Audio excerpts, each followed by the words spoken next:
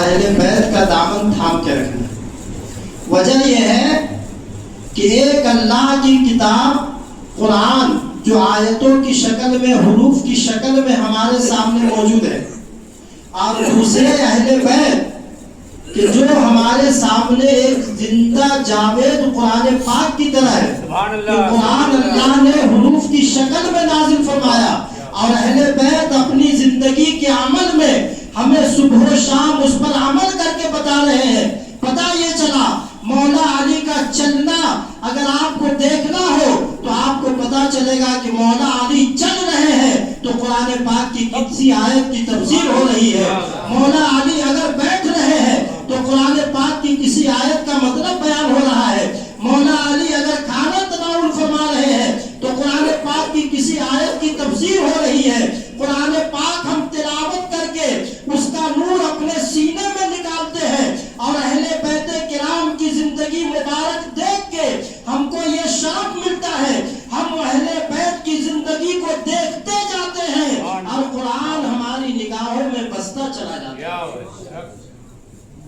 نعرہ حیدری، نعرہ حیدری، یا وارث.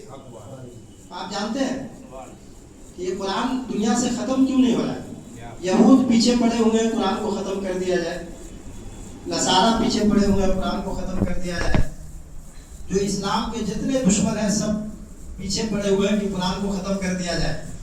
لیکن قرآن اس وقت تک نہیں ختم ہوگا جب تک اہل بیت دنیا سے ختم نہیں ہوگا. یزید میدان کربلا میں یہی چاہ رہا تھا کہ اہل بیت کو ختم کر دیا جائے. اگر اہل بیت ختم ہو گئے تو قرآن باقی نہیں رہے گا. یزید نے اہل بیت کے بے شمار افراد کو شہید کر دیا، لیکن ایک سجاد امام زین العابدین باقی رہے. اللہ نے ان کی نسل میں اتنی برکت عطا فرمائی کہ آج دنیا کے کسی حصے میں چلے جائے امام حسین کی اولاد کا جلوہ ہر جگہ آپ کو برقرار نظر آئے. تو اصل معاملہ یہ ہے کہ جو آدمی قرآن کو چھوڑ دے گا وہ بھی گمراہ ہو جائے گا، اور جو اہل بیت کا دامن چھوڑ دے گا وہ بھی گمراہ ہو جائے گا. ہم ایک واقعہ پڑھ رہے تھے. اصل میں نہ قرآن کو اختیار کرنا ہمارے بس کی بات ہے، اور نہ اہل بیت کے دامن کو پکڑنا ہمارے بس کی بات ہے. سمجھ رہے؟ یہ ہماری کیا اوقات ہے کہ اتنی عظیم ہستیوں کا دامن ہم سنبھال کے رکھ پائیں. یہ ہماری اوقات کے باہر ہے. اصل معاملہ یہ ہے کہ میدان کربلا میں آپ دیکھیے 72,000 ایک طرف شیطان تھے، اور یہ 22,000 72,000 نہیں 22,000 لشکر یزیدیوں کا، اور ایک طرف صرف 72 نفوس قدسیہ جنتی، جن کے صدقے میں جنت، جن کی زیارت سے جنت، جن کے جلووں میں جنت، جن کے خاندان جنتی، جن کے نام کے صدقے میں جنت ملتی ہے. 72 افراد اور ایک طرف 22,000. تو آپ جانتے ہیں کیا وہ 22,000 جو سامنے موجود تھے ان کے بس میں تھا کہ وہ اس دامن میں آ جائے؟ اگر وہ چاہتے بھی تو نہیں آ سکتے تھے، کیونکہ جوانان جنت کے سردار میدان کربلا میں موجود تھے. کوئی خود سے ان کا ساتھی نہیں بن سکتا تھا. وہ خوش قسمت تھے جن کو امام حسین نے اپنے ساتھ ہونے کا شرف عطا فرمایا.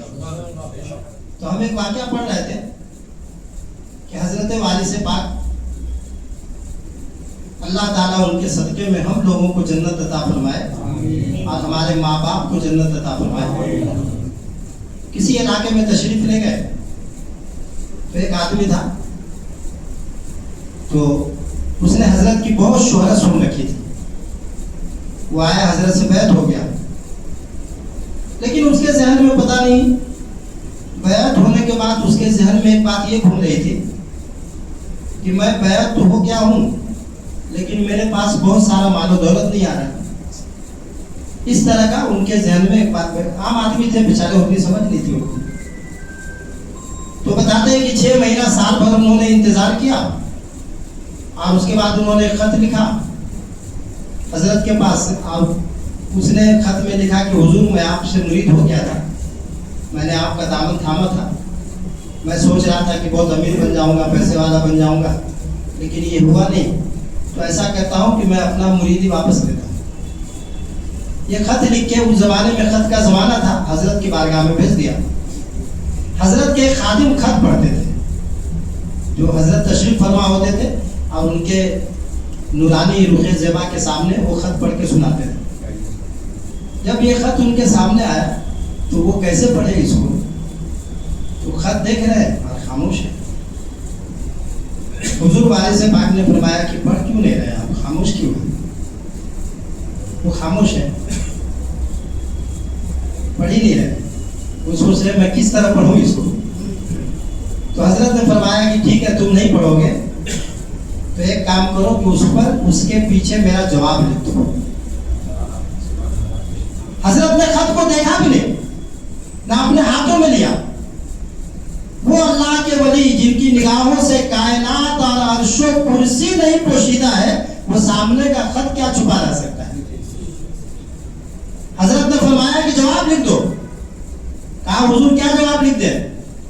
فرمایا کہ جواب یہ لکھو کہ تم کیا سمجھتے تھے کہ وارث پاک کا دامن تم نے تھاما ہے. ارے نادان, تمہاری کیا اوقات ہے کہ تم ہمارا دامن تھامو گے؟ یہ ہمارا کرم ہے کہ ہم نے اپنا دامن تمہیں عطا فرمایا. حضور وارث پاک نے فرمایا ایک بار وارث اگر کسی کو اپنا دامن دے دیتا ہے تو وہ اتنا کمزور سلسلہ نہیں ہے.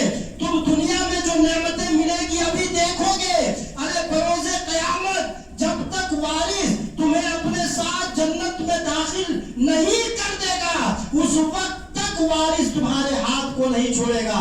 یہ ذمہ داری میری ہے اور میں تمہارا پیر دنیا میں بھی تمہیں سنواروں گا اور جنت میں بھی داخلہ عطا کروں گا. یہ جو قرآن پاک کی محبت جس کو مل رہی ہے, یہ اللہ تعالیٰ کی طرف سے خاص انعام ہے, یہ انسان کے بس کی بات نہیں ہے.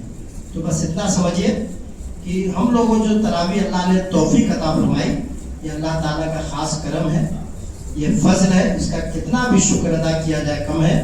اللہ تعالیٰ ہماری ان نیکیوں کو قبول فرمائے اور اس کے ذریعے سے ہماری مغفرت عطا فرمائے. اور جو خطائیں گناہ صغیرہ کبیرہ ہوئے ہیں ماضی میں, اللہ تعالیٰ اس کو پاک صاف فرما کر آنے والی زندگی کو اپنے نور سے روشن فرما دے.